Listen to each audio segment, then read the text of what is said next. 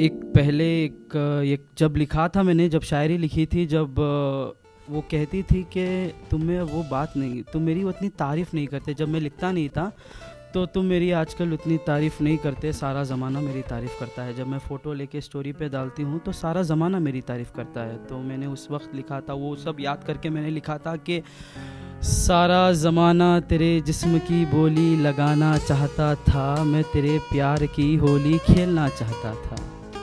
सारा ज़माना तेरे जिस्म की बोली लगाना चाहता था, मैं तेरे प्यार की होली खेलना चाहता था। सारे ज़माने की गलीज़ नीयत तेरे जिस्म पर, मेरी पाक नीयत तेरी आँखों पर। सारे ज़माने की गलीज़ नीयत तेरे जिस्म पर, मेरी पाक नीयत तेरी आँखों पर।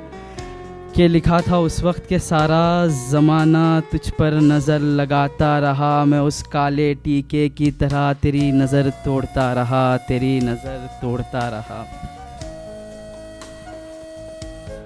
इन्ना लिल्लाहि व इन्ना इलैहि राजिऊन। मुबारक हो, निकाह कबूल हुआ।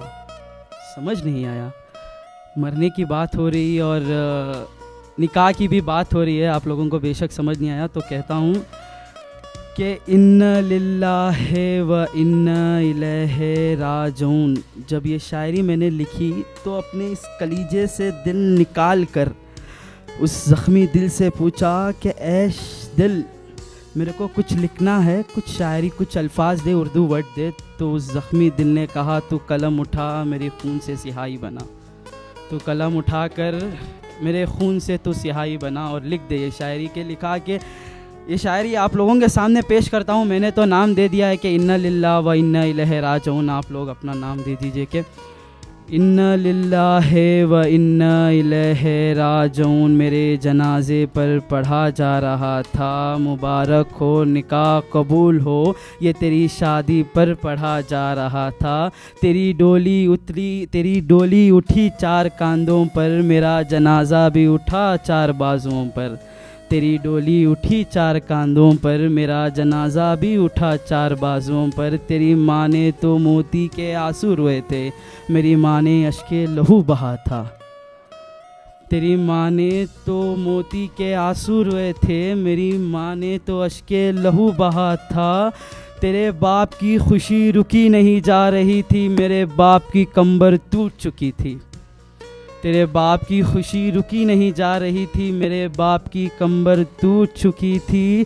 तेरे जाने से घर तो सिर्फ सूना हुआ, मेरे जाने से घर जहन्नम हो गया, मेरे जाने से घर जहन्नम हो गया। तो मेरे को लगा ये शायरी मैं जब बोलूँगा, बिकॉज सारे कॉर्पोरेट लाइफ हैं, इधर सबसे ज़्यादा मैं ही छोटा हूँ, आई एम द 19, इधर मैं ही सबसे ज़्यादा छोटा हूँ। तो मैंने सोचा था आप सब लोगों के लिए शायद शायरी मेरे दिल में आई थी। ये शायरी नहीं, ये कहानी, बस मैंने सोचा था सबके सामने बयां करूंगा, बट उतने लोग नहीं हैं। खैर, ये वीडियो बना के उन लोगों को बेशक स्टोरी पे डाल दीजिए कि कहानी जब लिखी थी, जब अपना ये जो कहानी मैंने लिखी ना, ये रूह, कान, आँखों का बारे में ये जब बात करते हैं तो लिखी थी मैंने ये शायरी के जब आप सब कुछ हार कर आप सोचते हो अपने मम्मी पापा को कुछ प्राउड फील कराएं, इतना दूर तक आप सब आते हो अपने पापा को प्राउड फील कराने के, बट आप कहीं ना कहीं हार जाते हो। तो आप सोच कर, तो जब आप बैठते हो तो रूह कहती है कि क्या ही फ़ायदा तेरी ज़िंदगी का, कि सुना था खुदा ने हर किसी को किसी ना किसी मकसद से भेजा इधर, लगता है तू बेमकसद इधर आ गया।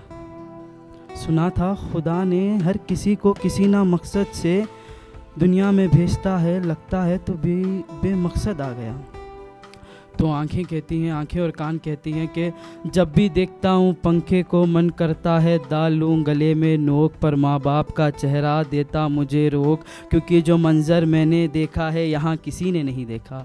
जो मंज़र मैंने देखा है यहाँ किसी ने नहीं देखा। मैंने एक बाप को अपने करियल जवान बेटे के जनाजे पर देखा, एक माँ को बेहोश अपने बेटे की कब्र पर देखा, एक बहन को रोती अपने मरे भाई से कहते सुना कि भैया बहुत सो चुके अब लौट आओ। उसी भाई की रूह को मैंने कोने में रोते देखा, उस घर को जहन्नम बनते देखा। मैंने पढ़ा था तारीखों में कि अगर कोई माँ बाप ज़िंदा हो और उसका बच्चा मर जाए तो घर जहन्नम बन जाता है। अगर बच्चा मर जाए और माँ बाप ज़िंदा हो तो घर जहन्नम बन जाता है। तो सब सोचकर दिल कहता है कि खैर वो मरा अपनी नसीब से, तू मरेगा तो अपनी बुज़दिली से। वो मरा अपनी नसीब से तो उसकी माँ बेहोश हो गई, तू मरेगा बुज़दिली से तो तेरी माँ मर जाएगी। वो मरा अपनी नसीब से तो उसकी माँ बेहोश हो गई, अगर तू मरेगा बुज़दिली से तो तेरी माँ मर जाएगी। ये सब सोचकर मैं हर दिन जी लेता हूँ, सोचता हूँ